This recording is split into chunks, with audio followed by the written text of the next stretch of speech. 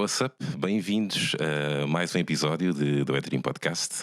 Hoje temos, portanto, Clara Silva, uma jovem do Porto, ilustradora, escritora, ativista e também DJ. É uma mulher com M grande que que expressa maioritariamente as suas ideias e causas através das suas redes sociais, com ilustrações bem irreverentes, aí com muita ironia. Em 2019 lançou o seu primeiro livro, Migas, Esquece Lá Isso, um livro conhecido por fazer os leitores pararem, pensarem e refletirem sobre os vários temas e ilustrações nele representados. Faz parte do grupo das migas mal comportadas, porque afinal as que se portam bem nunca fazem história. Bem-vinda, Clara, não, ó Silva. Obrigada pelo convite. Não, obrigada a nós. Muito obrigado a nós. Desde já, como é que estás? Como é que te sentes? Estás fixe? Tudo bem? Estou fixe, estou a conhecer a Dora, não é? Esta tempestadezinha. Mas está tudo bem, sim, tranquilo. Com muito trabalho agora, como é que tens estado? Eu safei-me até recentemente porque comecei a fazer trabalho mais para o digital em vez de ser para o físico do papel, e então consegui dar assim a volta, mas assustei-me ali em março, tive um susto muito grande. Exato, assustaste tu e toda a gente. É. Mas entretanto, nós íamos perguntar o que é que tu estavas cá a fazer em Lisboa, porque entretanto coincidiu com o facto de estares cá para nós termos esta conversa. Nós não gostamos de dizer que é uma entrevista porque realmente não Exato. somos jornalistas e gostamos de conhecer as pessoas Exato. como elas são. Exatamente. Mas entretanto vieste a Lisboa verdade. uma exposição. Uma exposição coletiva no Art Room, está até dia 12 deste mês de dezembro. Olha, entretanto, o que é muito importante também e que tu também tens falado agora também ultimamente e muitas pessoas do mundo das artes têm pedido muito é que as pessoas parem de ter medo de ir a exposições, ao teatro e apoiar mais o setor da cultura devido à pandemia que estamos a viver, não é? Sim, e há várias formas de apoiar. O que acontece é que ainda há muito receio e percebe-se, eu percebo o receio. Também é preciso ter a certeza que os sítios para onde tu vais cumprem as regras de segurança. Se forem Exatamente. coisas municipais, cumprem, não é? Porque são obrigados. Claro. E mesmo agora na exposição é super tranquilo, nós estamos sempre a controlar as pessoas e temos horários diferentes cada dia para distribuir o público. Ok, então isso tem lotação limitada. Claro, Ou seja, claro que tem, fazem sim, sempre sim. esse controle todo. E, pois, é porque eu acho que o que passa um bocado na cabeça das pessoas é que não existe esse controle. Existe, só convém, por exemplo, no teatro, há teatros que têm distanciamentos melhores, porque um lugar vago entre pessoas não chega. Mas, por exemplo, o Teatro Maria Matos tem 2 a 2, tem 2 pessoas juntas, que vão juntas, tem Claro. dois lugares não ocupados e assim já se cumpre a regra de segurança. E o ideal é chegares com bastante tempo antes da hora de espetáculo para não aglomerar pessoas no princípio, na entrada. Claro. Portanto, malta, apoia a cultura com as devidas normas. Claro. Vão ao teatro, a exposições, a concertos, tudo desde que esteja seguro. No pressure. Apoiem. E desde logo muito obrigado pela informação, até porque tu estás presente nesses espaços, não é? Entretanto, aqui no Do Edream Podcast, nós desde logo temos como objetivo dar voz a jovens criativos, disruptivos, malta que não tem medo em arriscar e que, sobretudo, fazem os seus sonhos acontecer. No entanto, tu és conhecida como Clara não é? Mas antes da Clara não está a Clara Silva. Quem é a Clara Silva? Então, boa pergunta. A Clara não é tudo o que a Clara Silva é, só que a Clara Silva é mais coisas. Só que eu, com o tempo, tive de aprender a criar um limite mais saudável, porque depois ficava tudo muito emaranhado e as pessoas também se começam a intrometer cada vez mais, então tive que criar um limite. Mas tudo o que eu digo, tudo o que eu escrevo é tudo verdade e é tudo. Quando eu digo que aquilo me aconteceu-me mesmo, embora eu agora não falo tanto no pessoal mesmo por causa desse limite. Mas sim, mas a Clara Silva e outras coisas também, pronto. São migas. São amigas. São migas. E diz-me uma coisa, como é que foi todo este percurso, toda esta trajetória até efetivamente, lá está, todo o mundo, toda a maioria, conhecer-te como Clara não. Portanto, eu vi por aí que querias ser professor de português, entretanto estavas na dúvida, nas ciências, chegaste ao mundo das artes. Como é que foi todo este processo? Quanto tempo temos? O tempo que tu quiseres. O tempo que tu quiseres. Não temos, tempo que tu quiseres. aqui não o bom é que não é aquelas entrevistas que tu tens um tempo limitado. não há Portanto, limite. temos aqui Não há limite de tempo. tempo. Se quiseres ficar aqui a tarde toda, podemos ficar. Ok, então é assim, eu uso óculos, isto faz todo sentido, eu uso óculos desde os 3 anos de idade, porque a minha mãe já usava, a minha irmã já usava, e então a partir dos 3 anos, ainda no infantário, comecei a usar óculos.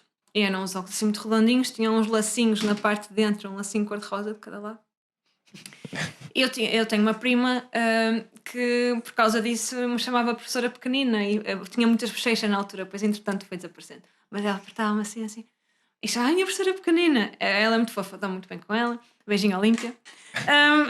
Props para a Olímpia. E então, e a minha mãe também é professora, só que de inglês. E eu gostava muito de escrever e de ler. E pensei, se calhar devia ser professora de português. Até ao 6º ano achei que ia ser. Depois, no 6º ano, a minha professora de ciências disse-me: és tão boa a ciências, podias ir para a médica.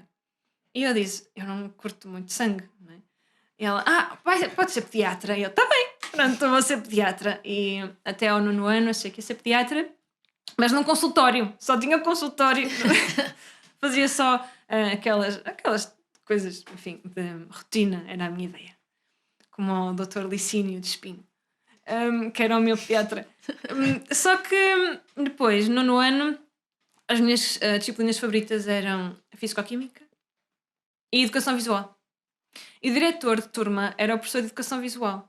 Mas o professor de Educação Visual, ao primeiro período, eu fiz igual aos outros. Depois fez uma coisa que não é muito pedagógica, mas que eu adorei, que foi, olha, é autoproposto. Faz a tua proposta e eu aceito ou não. Portanto, no 2º e 3º período estava a fazer coisas nada a ver em comparação com o resto da turma. Eu fiz uma coleção de borboletas ilustradas e um guaxinim, não sei o quê, e geometria descritiva, já nos dava na altura, de 7º ao 9º. Uhum. E ele falou-me de design, é giro, devias fazer o logo da Coca-Cola e não sei o quê. E eu, não estou a perceber muito bem, mas está bem. E 2 semanas antes das inscrições do secundário, eu decidi artes. Pronto, a minha mãe não gostou muito na altura, porque a minha irmã já tinha ido para artes, tem uma irmã mais velha, 10 anos. E foi assim, achava que ia ser designer de comunicação e depois fazer um mestrado em design de produto e ser designer de tudo. Lol. Depois, ao longo do percurso do curso, comecei a fazer cadeiras de artes plásticas. Fiz cerâmica, têxteis, escultura em têxteis, técnicas de impressão, ilustração. Depois, quando fui para a Holanda, no 3º ano, troquei cadeiras de design e fiz a principal do curso de ilustração. Uhum. E também na Holanda tive uma disciplina muito gira que era a escrita criativa, tudo em inglês. Olha, isso é um espetáculo. Isso deve desenvolver imenso tipo, a tua criatividade. Sim, ela deixava-nos fazer tudo o professor. Eu inclusive escrevi raps e rapei e gravei. Está no SoundCloud, mas não vão ver. Eu acho que acho que nos podias enviar isso e no YouTube deixávamos lá só o link para as pessoas irem ouvir isso. Eu acho que tu nos podias passar essa informação. Acho que sim. É muito mau. E depois nós combinámos todos com o pessoal de Erasmus e gravamos os refrões e não sei o quê, refrões. Só que eu depois entusiasmei-me com os efeitos. Está um bocado exagerado. Exato. Isso, e também toquei flauta. Não sei o quê. Isto tudo também, no meio disto tudo, eu cheguei a dar aulas de flauta a crianças, uns 5 anos, e tenho formação em Chegaste a dar aulas de flauta? E formação musical a crianças, dos 6 aos 12. Isto é espetacular.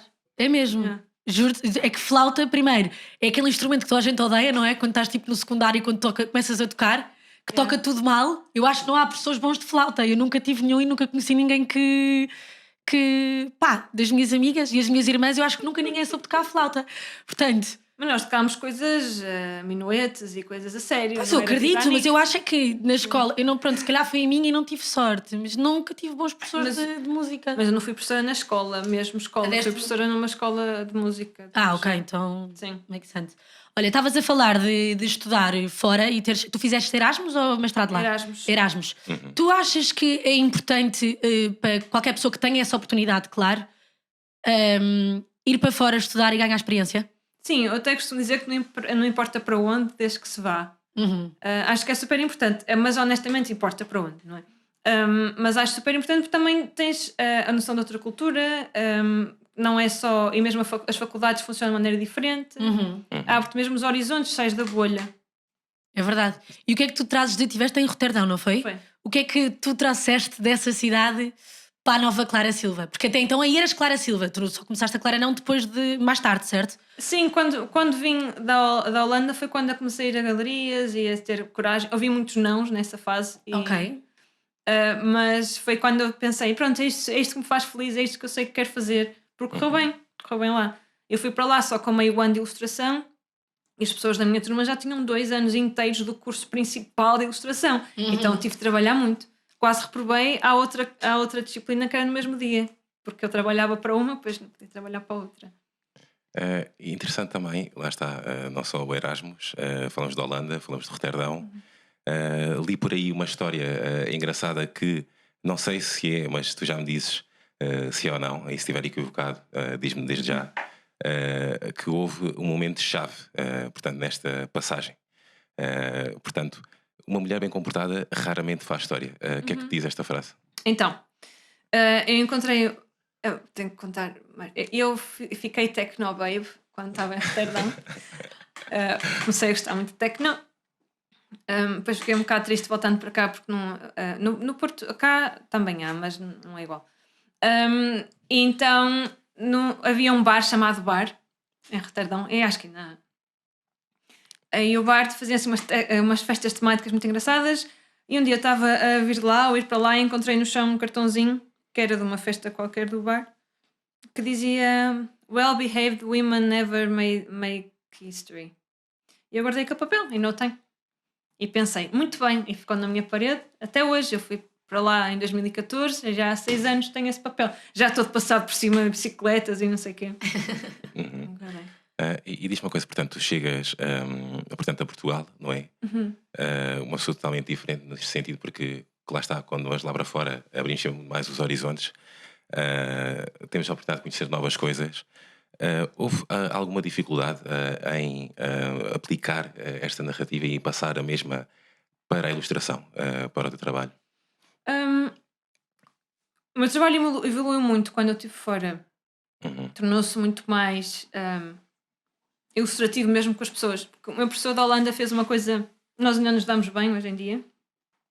O que eu antes de ir para lá era muito mais conceptual. E então tinha a frase assim toda surrealista que não fazia sentido nenhum, no bom sentido não fazia sentido nenhum. E ele treinou-me para conseguir contar histórias sem texto, contar histórias só com a ilustração. E depois na disciplina de educação de escrita criativa aprendi a contar histórias sem imagem. E agora eu faço uma junção dos dois. Eu só me apercebi disto há pouco tempo, que faz todo sentido. Porque a banda desenhada junta as duas coisas. Mas mudou isso. O meu trabalho antes de ir para lá, nota-se que é a mesma pessoa, nota-se tudo que é a mesma pessoa, mas é tudo muito diferente. E eu, durante a minha estadia lá, achei que o meu professor de ilustração não gostava de mim. Porque estava sempre a dizer que estava mal e coisas estavam mal e para arranjar. E afinal não, gostava mesmo de mim, estava a puxar para o meu trabalho. E fiquei, ainda bem. Mas foi isso, foi uma grande evolução de... Se eu não tivesse ido para a Holanda, o meu trabalho não era o que é hoje. Pá, sem dúvida, tenho que agradecer o facto de teres ido para a Holanda, porque estás a fazer um bom trabalho naquilo que podes ver. Obrigada, Rodrigo. Obrigada, Holanda. Eu e a Francisca, podemos dizer que somos fãs. A Francisca, então, tem inclusive um olho mais clínico para a coisa, porque ela é de artes, mais do que eu. Ok, isto é um elogio que... Uau! Ou seja, também precisamos um bocado aqui o mundo visual, não é? Porque, para além do teu trabalho ser notório em termos de escrita, acontece também que tens aqui uma estética que também podemos dizer que é um bocado única, não é? Há estes jogos de cores, há estas ilustrações, estas paletes de cores nudes, as tipografias, não é? Quem é que foram as tuas referências aqui nesta secção e como é que lineaste este mundo visual? Eu, quando fui para a faculdade, eu ia a tudo. Porque eu tive um ensino secundário muito tradicional, então quando fui para a faculdade foi um choque. Eu não conhecia nada sem ser o que estava nos livros do Kandinsky. O meu favorito era o Kandinsky, depois descobri o Basquiat e não sei o quê. Então o Basquiat foi a minha primeira grande referência porque foi eu que encontrei sozinha e era, lá está, disruptiva em relação ao mundo da arte no geral. Né? Foi a minha primeira grande referência. Depois, também lembro de ir a uma exposição em Serralves, que pronto, eles são a merda que é para os trabalhadores, mas na altura não era tão assim. E eu não ponho lá os pés enquanto eles não resolverem isso já agora. nem na Casa da Música, já agora. Mas eles em Serralves tiveram uma exposição muito boa, que era do Ned Kosolakov, que era um artista também que trabalhava assim com frases dispersas em zonas assim que nem se via. Era um meio artista, ocupava o espaço, era assim invasor, era muito fixe. Foi a minha também primeira grande referência, em conjunto com o Basquiat. Entretanto conheci o David Shrigley, nem sei como, não me lembro, mas sei que, eu acho que foi em Londres. Fui lá e até comprei uns livros dele e não sei o que, ele tinha uma exposição na Tate. Também sempre gostei daquela coisa dele, do ar. Depois fui acrescentando coisas. A Mariana Miserável também é do Porto, e a Joana Estrela foram elas que me incentivaram a, não diretamente, mas nós conhecemos-nos, mas a questão da representatividade, eu saber que era possível ser ilustradora e era possível fazer algum dinheiro com isso. E a Tina Ciuda, lembro perfeitamente de querer dizer olá. A Tina estava na faculdade e queria dizer olá e dizer que gostava do trabalho dela e estava super cheia de vergonha. Ela já trabalhava na O na altura e eu estava com um amigo. Ele disse: mãe, não, vai lá. E eu estou cheia de vergonha, eu não quero ir. E ela: vais lá, vais. Eu: está bem. E fui lá, Tina. Gosto muito do teu trabalho. Ela: obrigada. Foi muito fofo. Mais a Westie de Rita. Como é que ela se chama? Da Persépolis. Eu descobri depois, um amigo meu disse: mãe, o teu trabalho estou a ver aí uns toquezinhos de Marjan Satrapi.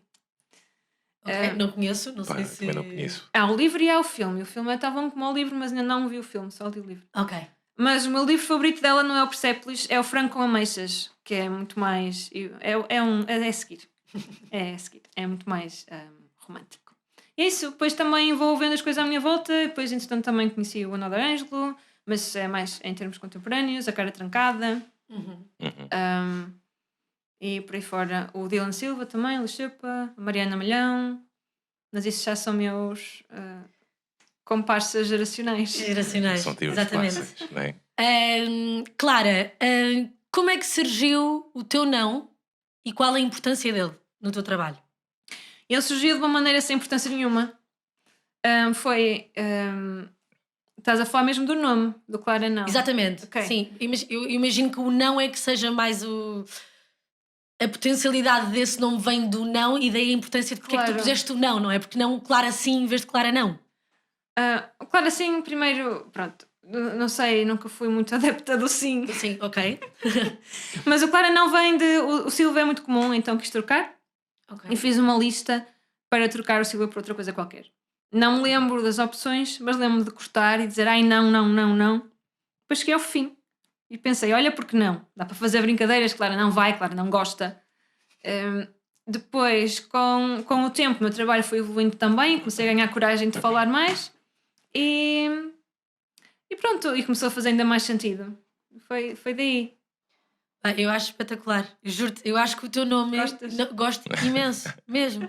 E é uma palavra negativa que em todo o teu trabalho mais tarde se torna positiva, tem um efeito oposto, não é? É um efeito oposto, eu acho espetacular mesmo. Sim, toda a gente consegue dizer, porque não cria nenhum constrangimento. O não é aquele mesmo poder de autoestima e de amor próprio. Não quero, não vou, me apetece. Não é não. Não é não. Não, exatamente. Se há aqui alguma coisa que eu estou a gostar, desde logo também dos convidados que nós também falámos anteriormente, e agora neste caso temos de aqui, que tens um repertório gigante, tive que estar a estudar, creio. Obrigada. E há uma coisa que eu tenho que mencionar que é uma pessoa educar-se, não é? Ou seja, acredito que tanto eu como a Francisca é uma experiência totalmente nova, nunca fizemos isto na vida, e quando estamos também a investigar e a estudar personalidades diferentes, obriga-nos também a ir a outras partes que se calhar nunca lá tivemos de uma forma tão presente. És muito conhecida pela tua postura ativista, não é? Que é muito citada nos dias de hoje em muitas circunstâncias, em muitos temas. Neste caso está presente o feminismo. Como é que isto surgiu e quando é que tu sentiste mesmo que devias atacar esta issue, digamos assim? Isso surgiu de ser mulher, não é? Porque eu sinto na pele essas coisas. E eu desde cedo percebi que alguma coisa não estava muito bem e que não... Mesmo a questão tradicional do casamento sempre me meteu a impressão. Não da instituição em si ou do sacramento, um, mas sempre me fez confusão os moldes, por exemplo. Isso foi um ponto fulcral.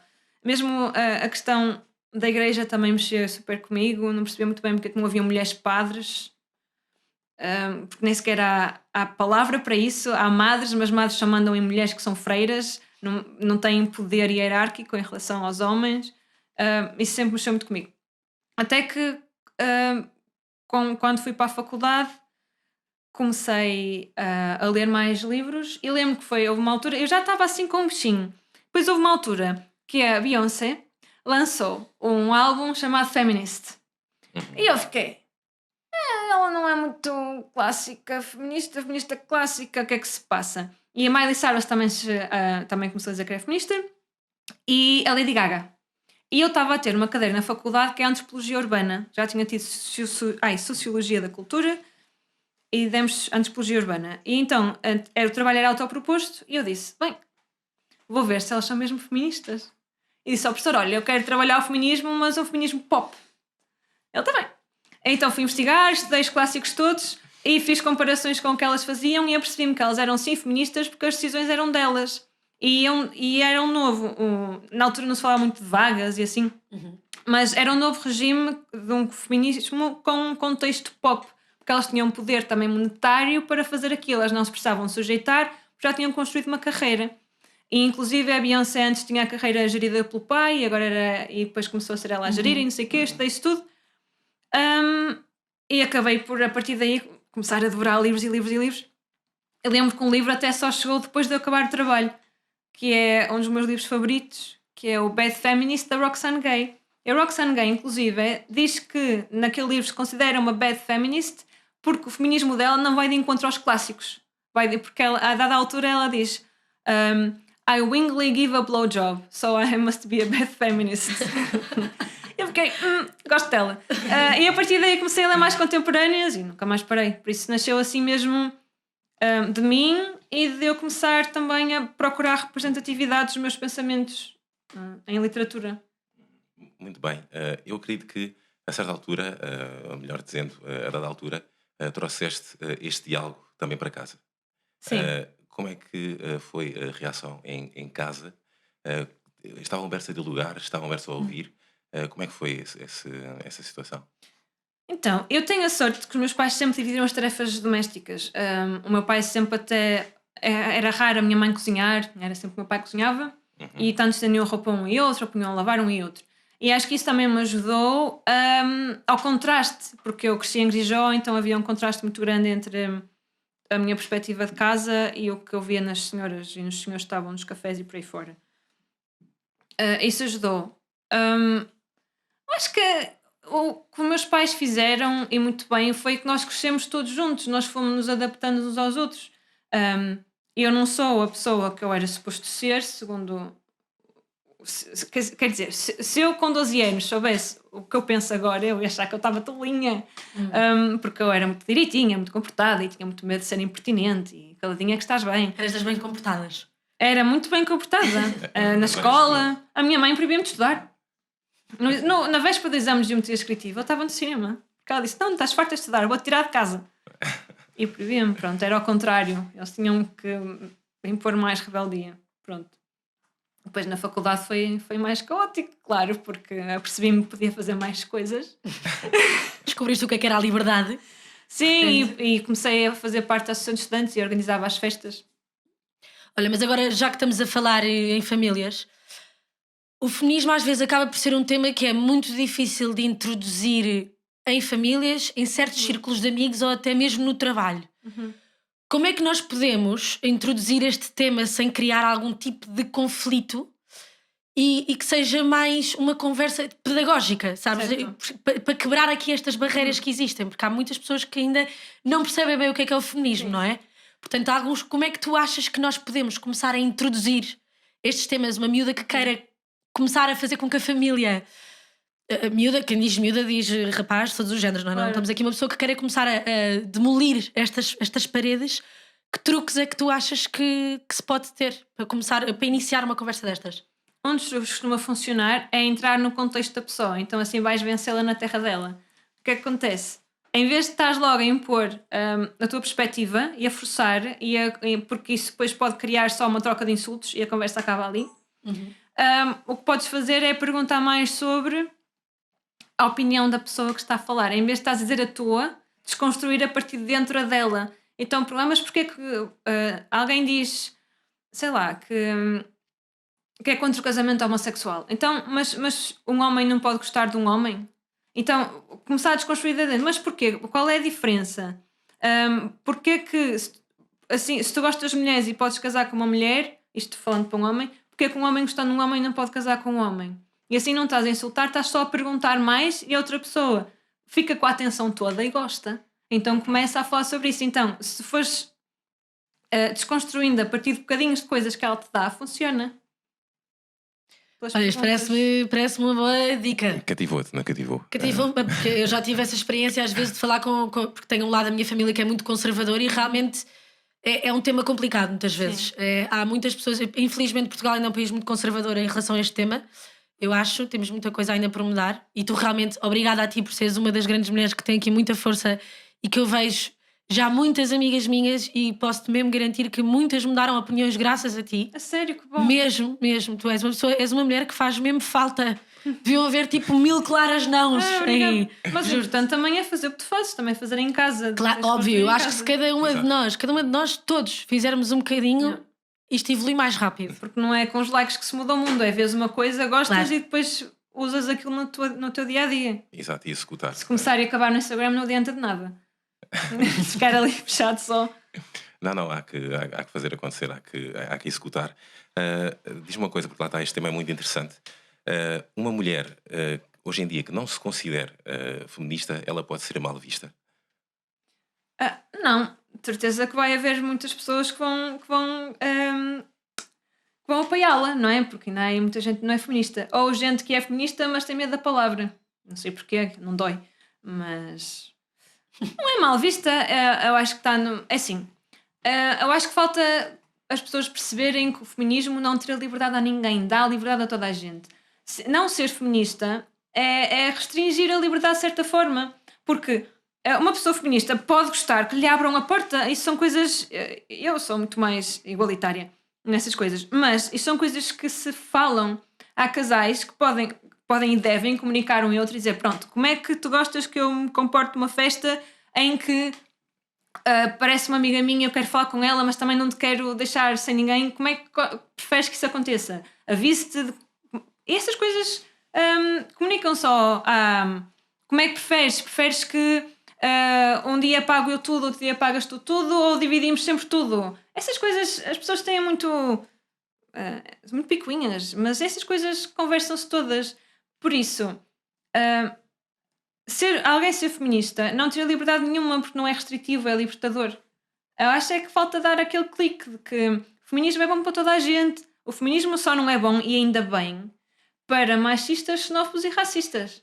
De resto é bom para toda a gente. Isso é para magoar, esse está-se bem, olha, fixe. Exato, porque o problema é que há muita gente também que confunde, mete na mesma caixinha feminismo e machismo. E não tem nada a ver. Pois não, mas há quem diga, mas não são um oposto. São, de uma certa forma são, porquê? Porque o machismo, lá está, é limitador e o feminismo é libertador.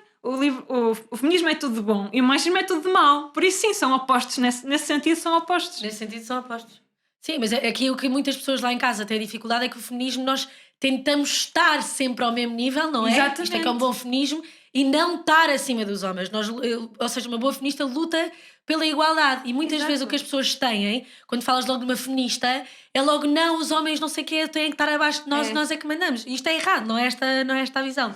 Assim, para escolher um ou outro por supremacia feminina, supremacia masculina, pronto. Mas estou a brincar agora. As pessoas nós só queremos chegar ao mesmo nível. Não é supremacia feminina em lado nenhum, é mesmo igualdade. E é algo muito altruísta. Porque se nós fôssemos vingativas, queríamos agora o outro lado da moeda, mas não.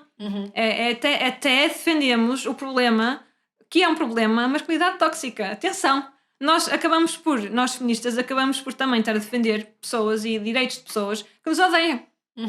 Por isso é super altruísta. Exato, ou seja, agora estão vocês as duas a falar de supremacia, portanto, de um feminismo mais intenso, e inclusive ia-te fazer essa pergunta, porque também o próprio movimento também tem um lado mais extremista. Como é que tu vês e que opinas deste lado mais extremista dentro do feminismo? Como nós somos pessoas, é natural que haja sempre discrepâncias de pensamento. Mesmo nos partidos políticos, agora politizando a conversa, as pessoas não concordam todas com a mesma coisa, até têm votações internas dentro do partido. E aqui não é muito diferente. Aqui no feminismo também, como somos pessoas, pessoas humanas, vamos ter opiniões que em certas coisas são um bocado diferentes. Eu acho que é importante é tentarmos perceber. Eu não sou muito contra aquela coisa do concordar em discordar, mas, porque as coisas falam-se e dá para tu perceberes perspectivas sem concordares com elas. No sentido o feminismo extremo, para mim é contraproducente, porque se começamos a dividir demasiado, vamos estar a disparar ações para sentidos contrários, estamos a dispersar. E focar mesmo é preciso focar no cerne, que é a igualdade. Preocupa-me um bocadinho isso da divisão, mas ao mesmo tempo é natural. É natural porque as pessoas são diferentes.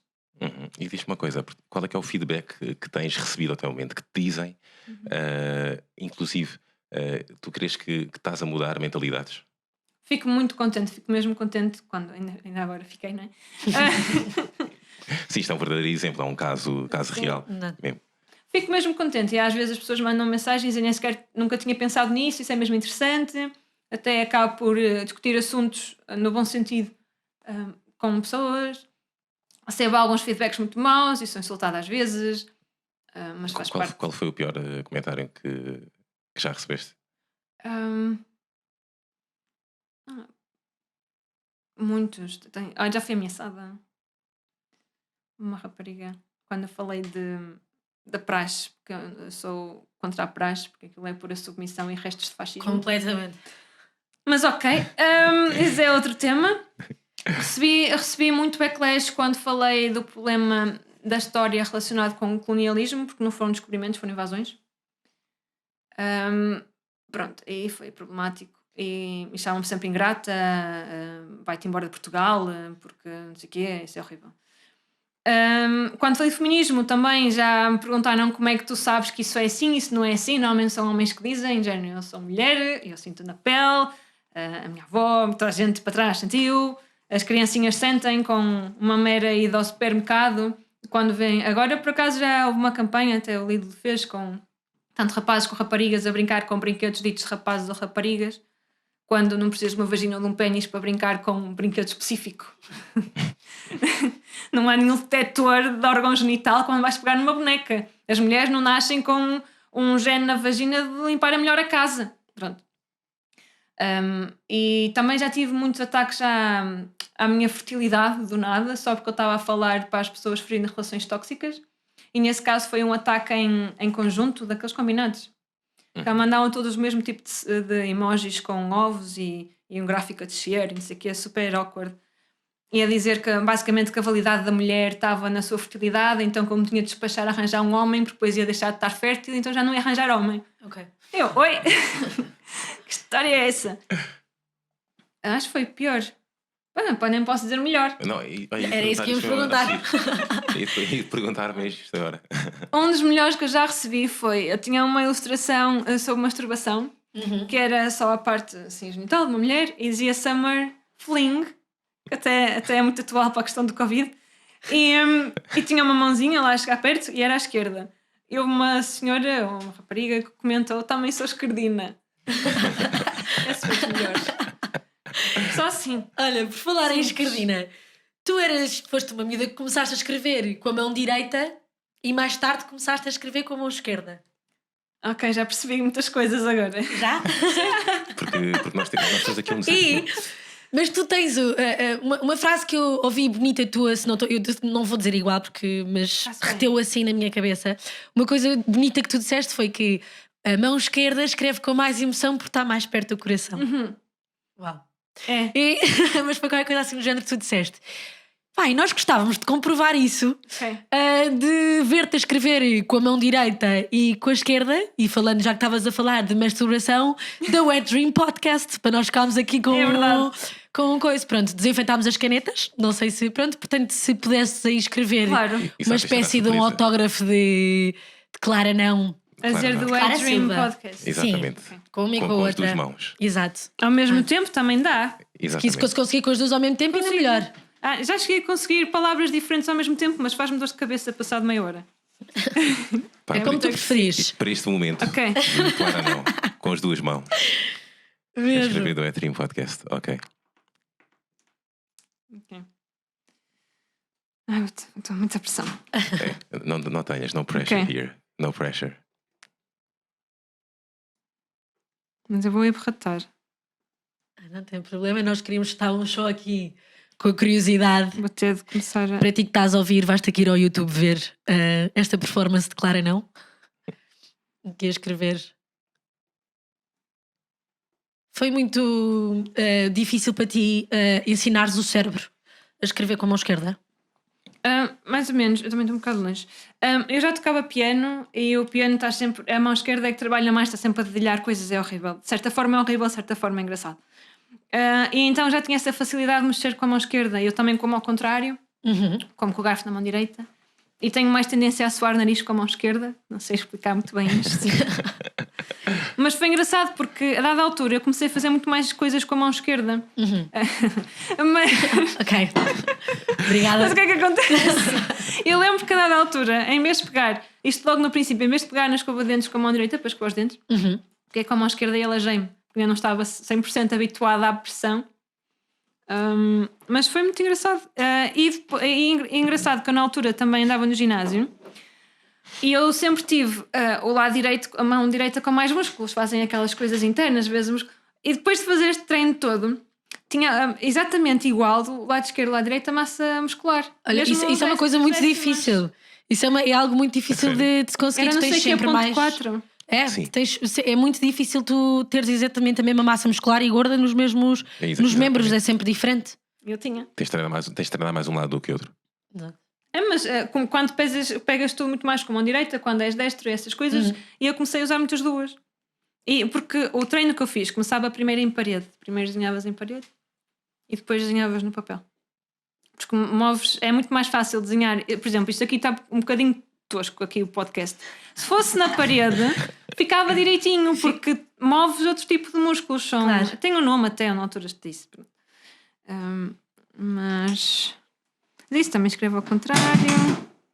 Portanto, queria qualquer coisa aí na produção, não se preocupem. Constantino, estás bem? Isto é inédito. Pá, inédito este Faz momento. literalmente espelho. Aqui. Pronto. Momento único de Clara Silva, não é? Pá, que bonito. E ao contrário. Assim. Estás para dizer Clara Silva? Clara não é só Clara. É. Clara. Não sei, por acaso às vezes tenho este hábito de tratar a pessoa pelo primeiro nome. Não, indevido. ela está a escrever ao contrário, tipo espelho ao contrário. Como Olha, é é para ti. Tipo, Isto é uma loucura o que está aqui a acontecer. Olá. mas não me custa, mesmo assim.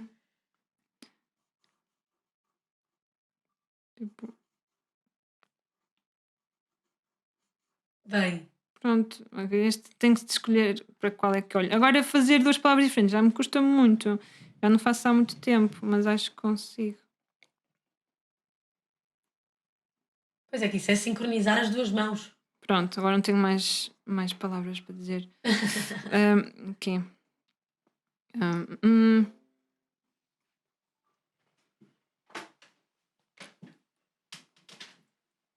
Pá.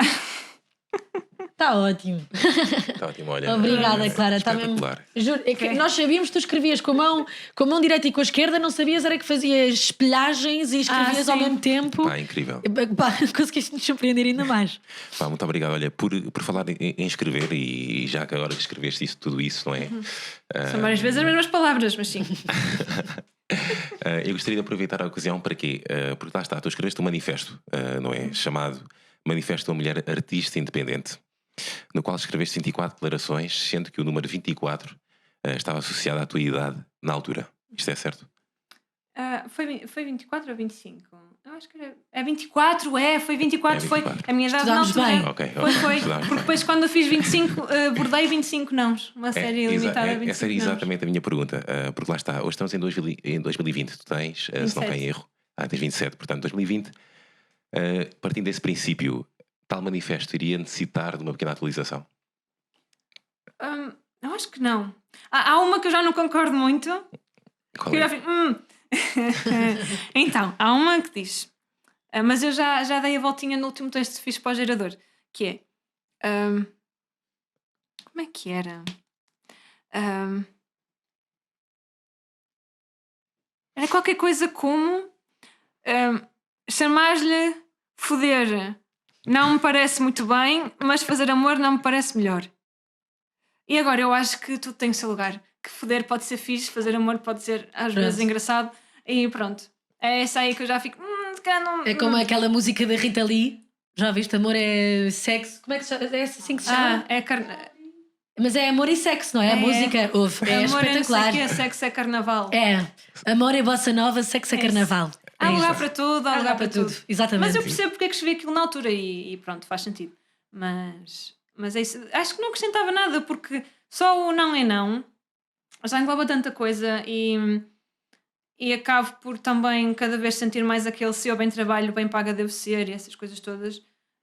Acho que continuo a achar que aqueles estão bem, até porque houve muitas versões daquele manifesto. Eu também tentei condicionar para os 24, alguns dá para desfazer em vários, pronto. Claro. Mas não há necessidade de estar só a encher. Olha, Clara, o que é que dizias? Se pudesses mandar uma mensagem assim, correio para o passado, o que é que tu dizias à Clara de 18 anos?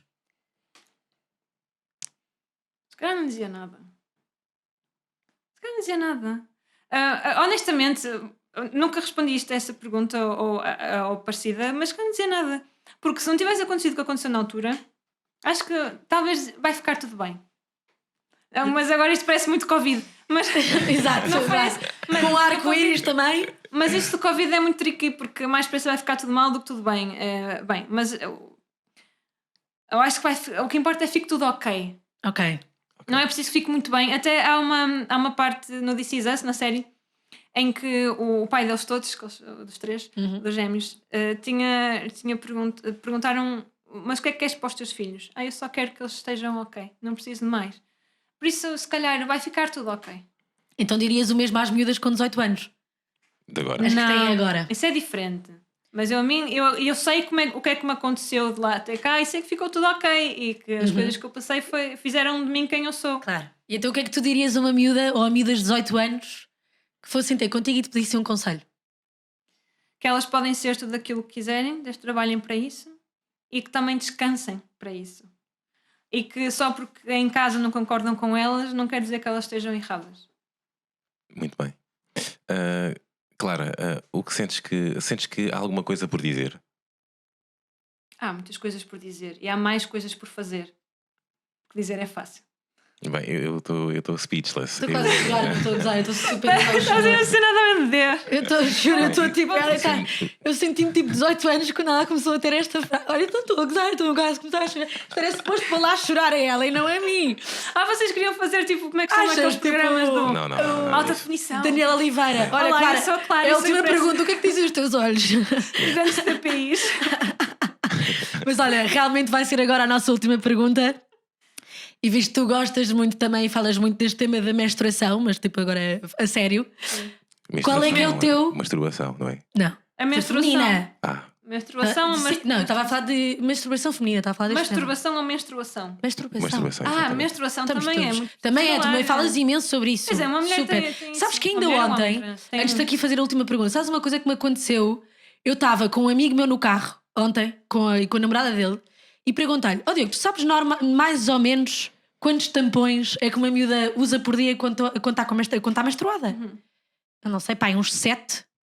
Portanto, é assim, as pessoas não têm. Tu tens noção de quantos é que nós usamos? Certo, era mudar de hora a hora. Pois, exatamente. Tu tens noção, Rodrigo? Consegues mandar um Não número? tenho mesmo. Também. Pronto, percebes? Tampão. Mas é importante, isto para dizer que é importante falar e isto ser um tema que. E também é importante mudar-te o tampão no máximo de 7 em 7 horas, porque senão podes ter síndrome do choque É verdade. tóxico. É mesmo. Também É notas, muito perigoso. Também notas medidas que estão a ouvir. E o copo é preciso desinfetar para Mesmo. evitar o choque tóxico, senão é igual ao tampão. Desinfetar cada vez que tiras e voltas a pôr. Uhum.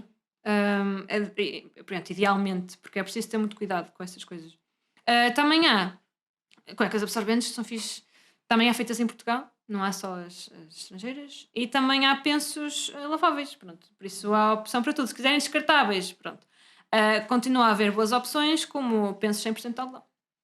Obrigada. E o disco, também é o disco. Exatamente. Nada, não tinha nada a ver com a pergunta, mas diz lá. Mas pronto, ia acabar aqui. Eu entretanto estava a falar de masturbação e vou parar a menstruação e tampões e tudo isto. Mas pronto, faço então a última pergunta. Clara, qual é que é o teu verdadeiro wet dream? Tenho que pensar. Só um.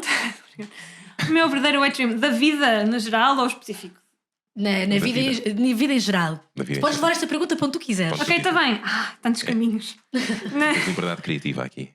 Ok, então, o meu wet dream é que um dia as pessoas olhem para trás a estudar a história e quando virem que houve gente que achou que o feminismo não era necessário e estúpido, se ria porque não faz sentido nenhum isso ter acontecido. Foi Muito sério, obrigado. foi sério. Foi sério, foi deep, mais uma vez fomos deep. Não é? Porque É um bocado deep dreams, mas talvez quando isso acontecer eu fico wet. Não, meu Deus, eu não preciso trabalhar, posso mudar de trabalho. portanto, olha, muito obrigado. Tenho muita pena que esta conversa esteja a chegar ao fim, até porque havia 1001 temas para serem desenvolvidos, para serem falados. Certamente vamos ter a oportunidade, talvez mais à frente, de voltares a encontrarmos e ir mais deep na cena. Damos então oportunidade a esta conversa. Claro, muito obrigado mais uma vez pela tua presença e simpatia. E a ti que estás desse lado, voltamos para a semana com mais um Wet Dream.